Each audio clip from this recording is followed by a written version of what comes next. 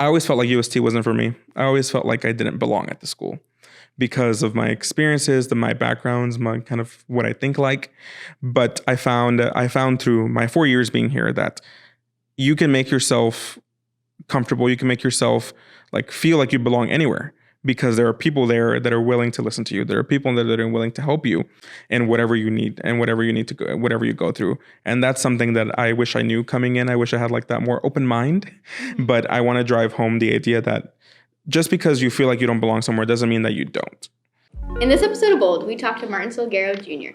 He just graduated from the University of St. Thomas and studied cell and molecular biology. We talk about the highs and lows of the real UST experience and everything that comes with it. We also talk about how to avoid burnout and how to succeed. But before we get started, make sure to like and subscribe. Check us out on Instagram and TikTok at Max Studios UST to stay in the loop and get a behind-the-scenes sneak peek at everything that we're working on. Now, let's jump into this episode of Bold with Martin. Hi, I'm Isabel Garcia. I'm studying education at the University of St. Thomas in Houston, and I'm the host of Bold. Bold is a podcast that aims to inspire students to be your bold self through conversation with students and alumni.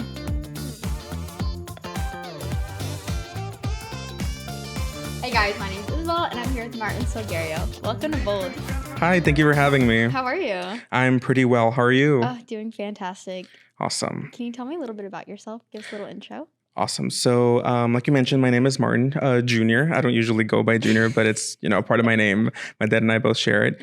But I am a senior here at the University of St. Thomas. I am a cell and molecular biology major with a minor in chemistry.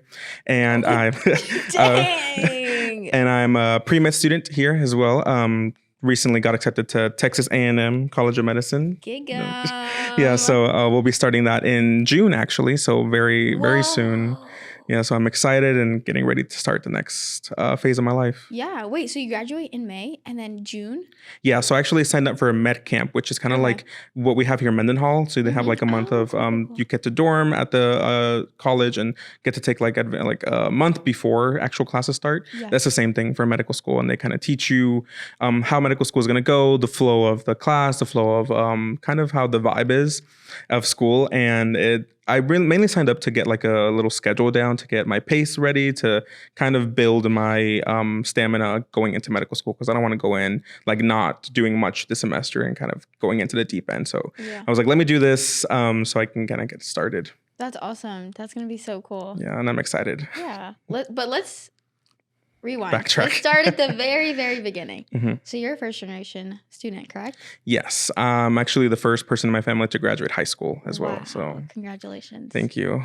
That's incredible. It's a big, I think about it sometimes. I'm just like, oh my goodness, I'm carrying like many generations and look with my name, but it's honestly not like too much pressure. It's more like something I've always wanted to do. So it's not too foreign, but it's also like, it's been a journey. Yeah, I can imagine. Let's talk about that. So you started when you were in high school and you were like, okay, so you always thought you're like, I'm going to go to college.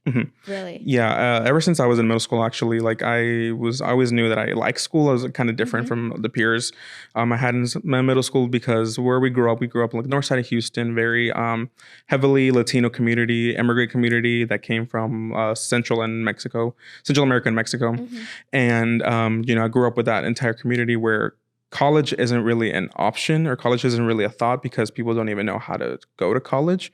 And so from middle school, I was like, okay, how do I get to that point in my life? How do I get to like higher education?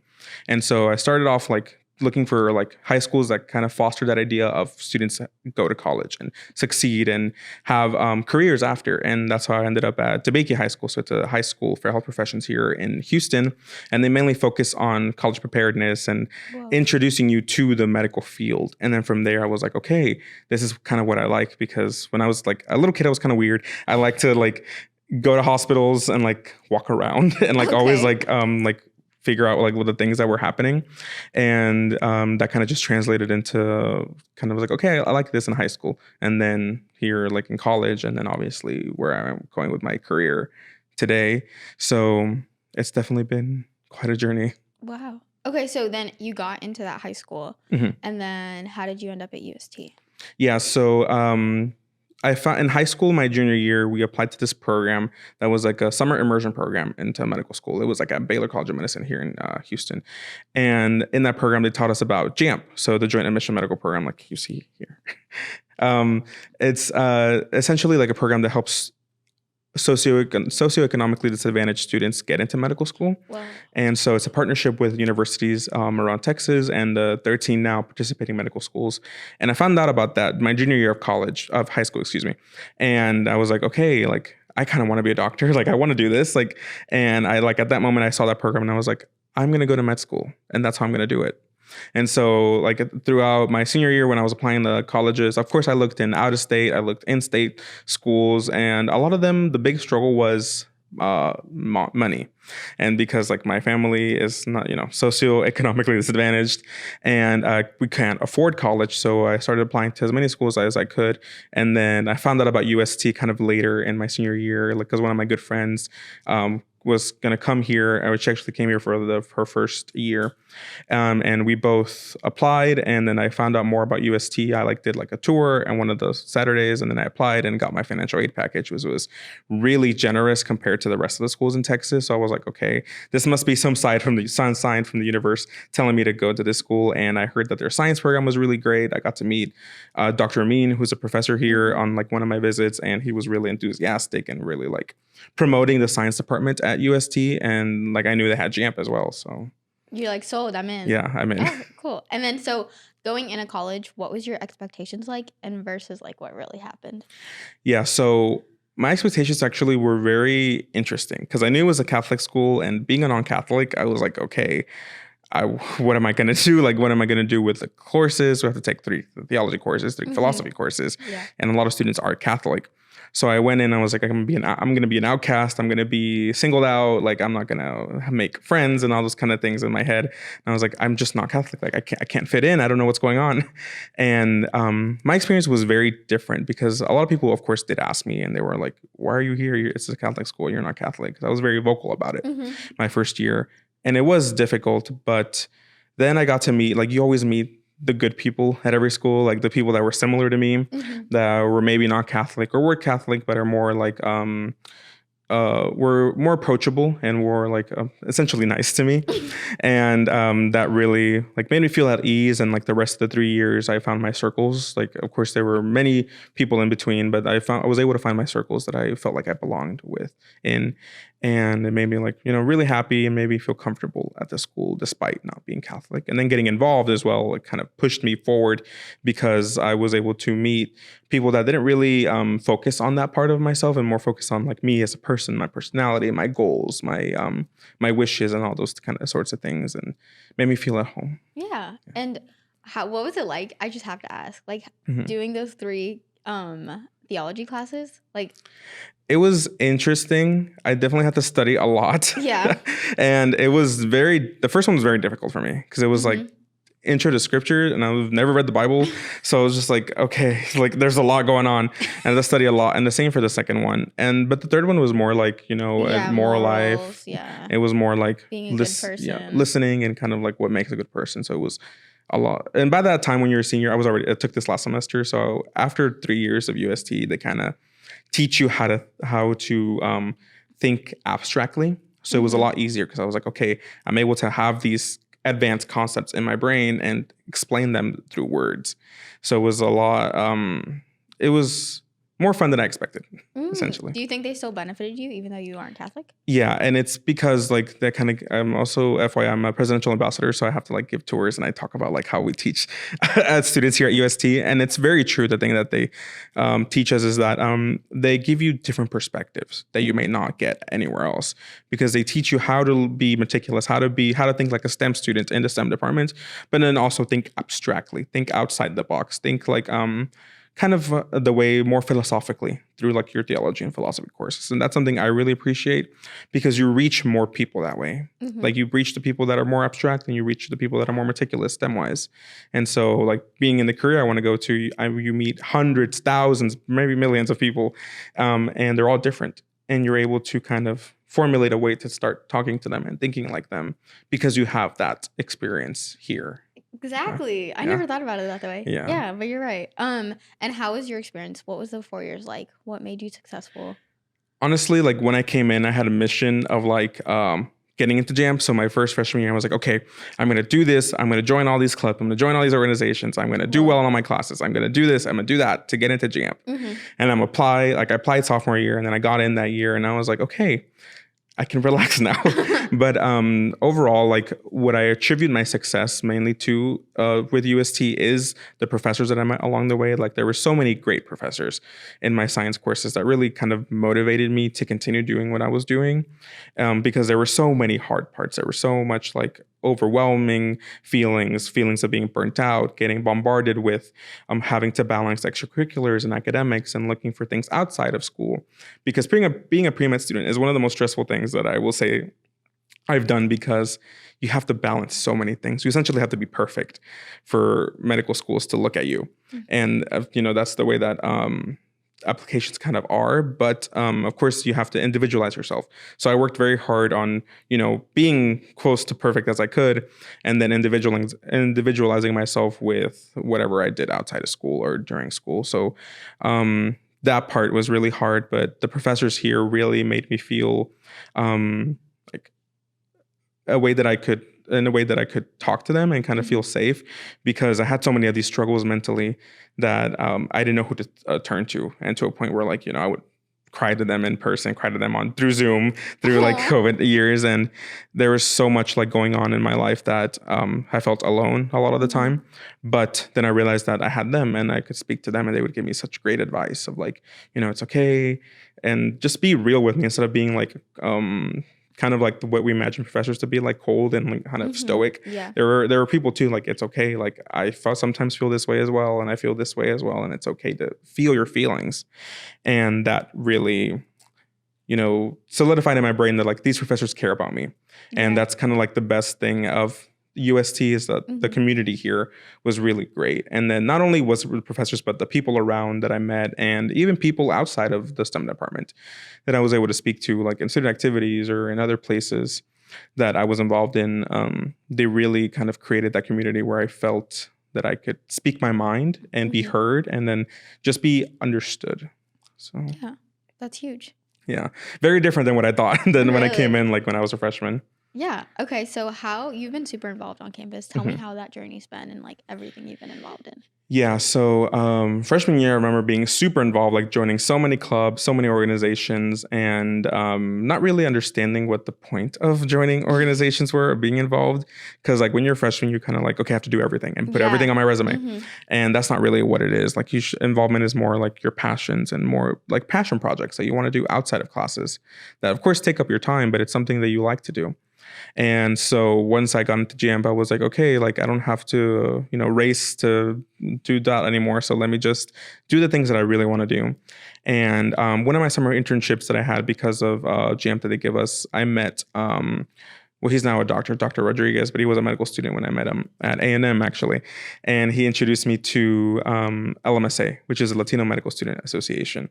And it helps Latino medical students in medical school do projects in different communities, kind of promote your Latino-ness in medical school, because like 5% of physicians are Latino, maybe even less, and in the entire country. So it's kind of like a big deal that you want more Latinos in medicine, and that's what LMSA aims to do. And so that kind of organization really resonated with me, and I was like, UST is a HSI, a Hispanic Serving Institution. Like there's a lot of Latinos that are pre-med that actually don't end up going to med school after we graduate. Like we start off all together as pre-med, but they kind of all drop out after 4 years. And that really like statistics made me like sad to see, because I'm a Latino. I really wanted like promote my fellow Latinos to get to where I am. Like, we're both Latino. So I was like, okay, let me bring this to UST in a form that could benefit us. So I founded LMSA Plus, because they're considered plus chapters, because they're not like real chapters, but they are. Cool. But they're plus chapters. And so my whole goal for LMSA Plus was to help pre-med minority students, not just Latinos, but all minority students and basically all pre-med students get to medical school, or give them resources for medical school, and essentially give them a community. Because pre-med is very cutthroat anywhere you go, And I wanted to kind of foster that actual community that UST always talks about.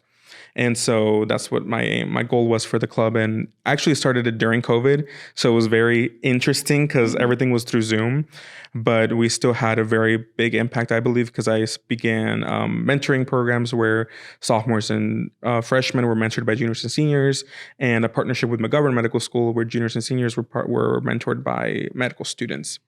So I started all that in just kind of like let it happen and watched it grow.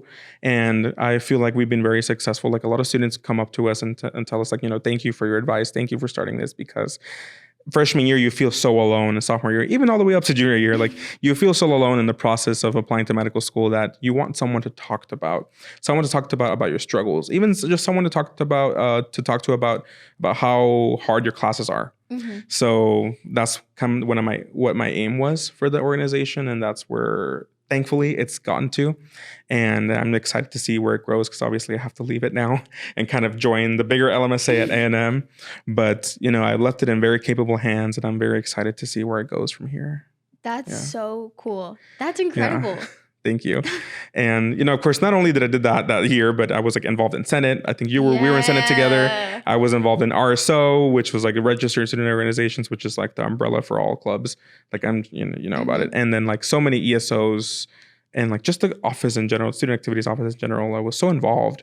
And, of course, I was able to fulfill my mission I had with LMSA, but I was also like president of HOSA, president of that. Wow. In Senate, in being a PA, which is the ambassadors, and then doing so much that year while studying for my MCAT and taking my MCAT courses every week, every day, and like doing all that, preparing for the MCAT. And I will say it was a lot. And a lot of professors would come up to me and be like, Martin, it looks like you're doing a lot. Like, because I remember my junior year, first semester, I was taking 18 hours of all advanced, like STEM courses. Like I didn't take any non-science course.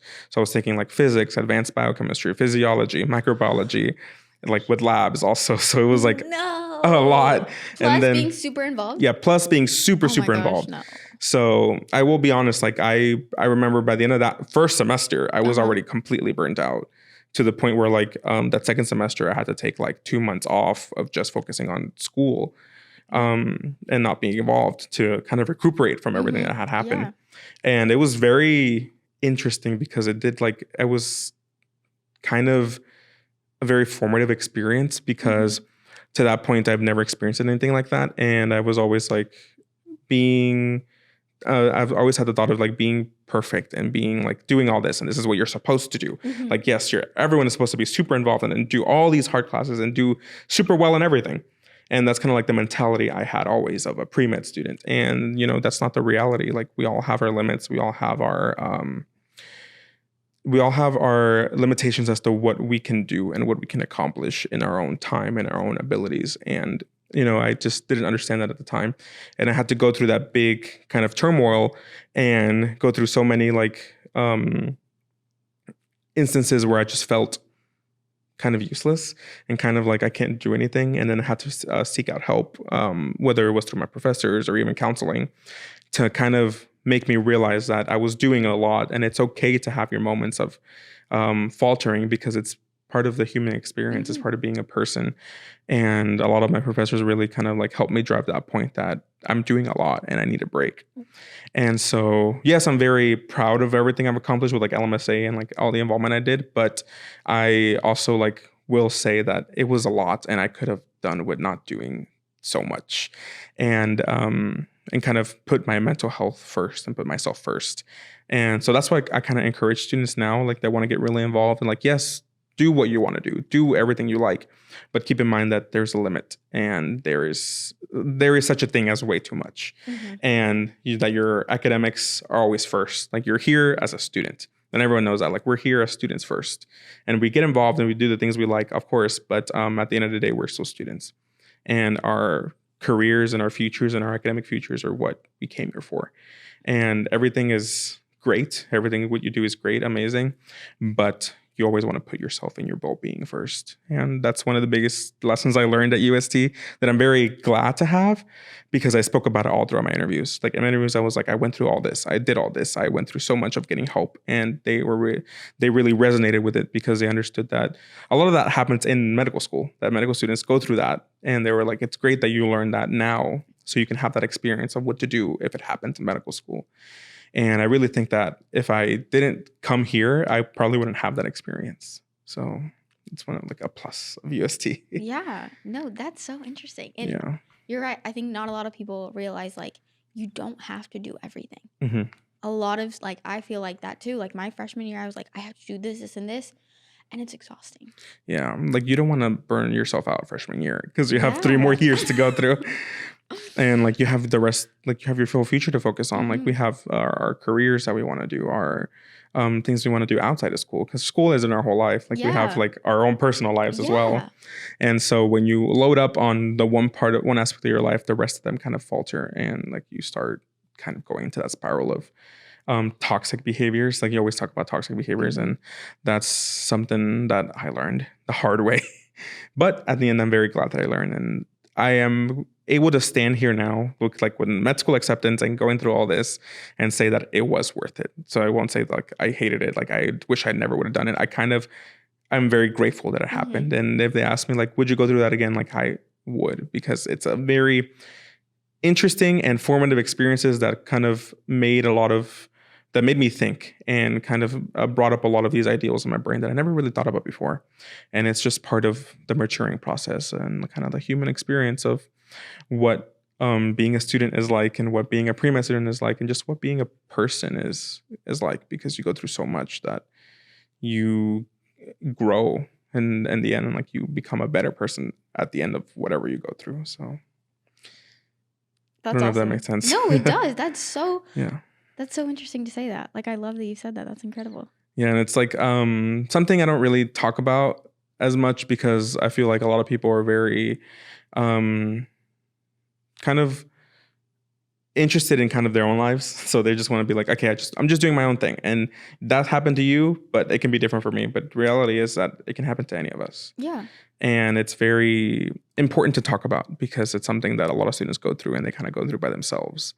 But the reality is that there's so many of us that are like that. And there's so many of us that go through so much in a semester, that you need to know that there's people out there that you can talk to know that people are there with you.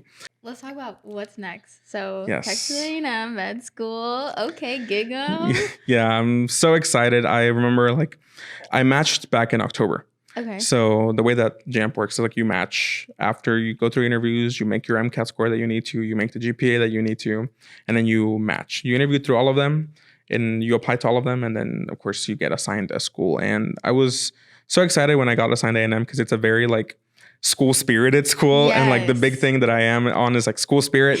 So like I was like, okay, great. And then after your first year, you get assigned to a different campus. It's the same A&M campus, but a different city. And I got assigned to Austin. And Austin's like a place where I've always wanted to live. So I get to do my rotations there, and I get to live there for 3 years and look for residencies in Austin. And I'm so excited like for that next step in my life, and just to figure out what I want to be as a physician. Yeah, that's awesome. Yeah. What do you want to accomplish? Do you know? I know for sure that I wanted to help out the community where I grew up in. Mm-hmm. So right now, a big disparity in health is addressing the needs of the underserved and addressing the needs of the disadvantaged population, mm-hmm. whether that's Latinos, the African-American population, just the underinsured. And I wanted to work towards that, and I wanted to work for that community, because that's where I grew up. I grew up in a big city where we have the biggest medical center in the world, but me and my family couldn't afford healthcare. So we had to see very like cheap clinics that charged very little and kind of like didn't give the best healthcare that we could get that was available here in the med center. And so growing up in that environment, I saw that there's so many people that are like us, like hundreds, thousands of people that live in huge cities with great physicians and great nurses and great medical centers with amazing technology. But they never see that because mm-hmm. of the disparities that are present in the country, unfortunately.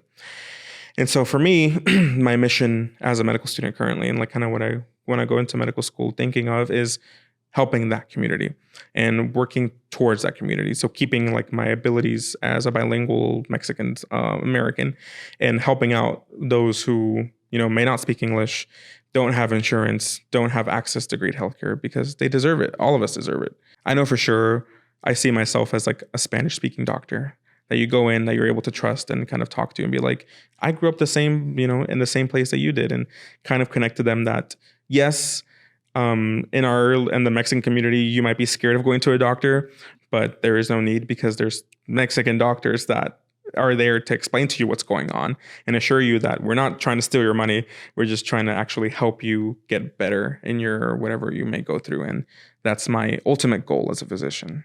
That's huge. Yeah. You have no idea. Like, I'm Mexican, right? Mhm. And like for me, going to the doctor is like, it's like so, like my mom is always terrified to go to the doctor. Mhm. She's like, I don't understand what they're saying. Like, and it's so ridiculously expensive. Yeah. Like, it's crazy. Like, And like the fact that you can just like, that'll be so big. And like, that's incredible that you're doing that. And you've decided that you're doing this like at such a young age. mhm. That's incredible. Yeah, because we have the same experiences. My parents not being able to speak English, us Yeah. having to translate, and not being the best of it, because we don't even understand what they're even saying, because we're not physicians, we're not Yeah. in the medical field, and that's something that plagues like all the communities all over, not just in Mhm. Texas, but all Yeah. over the country. And so that was my biggest mission, and that's kind of what I interviewed with and what I wrote about in all my personal statements. That's the person I want to be. Like, that's the physician I want to be, where a family like that, like us, comes in and they're greeted with someone that grew up here, has aspects of the culture from Mexico, that understands the cultural background, and just basically feels them, makes them feel welcomed, and makes them feel like they can trust a doctor, Yeah. because that's the biggest issue, like trust. And so that's what I want to build, and that's what I want to work towards. And so that's where I want to be in the next however many years it takes. I love that. Yeah. That's so incredible. Oh my gosh. Thank Wow. you. Okay. I'm excited. Yeah. Well, anything else you want to talk about? UST? What's next? Honestly, like, what I want to kind of drive home from all this is that I will say, I always felt like UST wasn't for me. I always felt like I didn't belong at the school because of my experiences, my backgrounds, my kind of what I think like. But I found through my 4 years being here that you can make yourself comfortable. You can make yourself like feel like you belong anywhere, because there are people there that are willing to listen to you. There are people that are willing to help you in whatever you need and whatever you need to go, whatever you go through. And that's something that I wish I knew coming in. I wish I had like that more open mind. Mhm. But I want to drive home the idea that just because you feel like you don't belong somewhere doesn't mean that you don't. And that's very apparent here at this school, because it's a Catholic university that has their own ideals. And me being a non-Catholic student that had his own ideals, I felt like we didn't mesh. But after my 4 years and after kind of sitting where I am now, I feel like this school could have benefited me in ways that I don't think I could have gone anywhere else. And I'm very, very grateful for the university for doing that for me. And I'm just, grateful that I was able to achieve my goal of getting into medical school in the first place. And I really attribute that success to not only the university, but the professors that helped me here, and the people around that pushed me to be the best version of myself that I could be, and let me make the mistakes that I made and help me grow from them. And so I'm excited to go to A&M and potentially come back and help out other pre-med students here, and just show them like, hey, I went through a lot. I had many, many lows, but I had just as much as highs, and I am where I am because we persevered, and you can be at the exact same place where I am, no matter where you are now. And that's what is fueling me every day to wake up and fulfill my mission. Oh my Yeah. gosh. I love that so much. Thank you. Yeah. So even if you need help, like, of course, I'm I'm always gonna make cry. myself available. Martin, you're so awesome. Oh my gosh. Thank you. Why didn't you tell people about this? I've known you for like 2 years and I've never knew anything. Yeah. Dude. I can be very quiet, but whenever someone comes up to me and asks me like, hey, what's your story? I'll be like, okay, let me tell you. And we can talk about it for hours. Yeah. But yeah. I'm speechless right now, bro. Anyways, thank you so much for doing this. Yeah, of course. Wow. Yeah. You're awesome. Thank you. Stay bold, my friends. Bold is a podcast produced by Max Studios at University of St. Thomas in Houston. Check us out on Instagram and Facebook at Max Studios UST.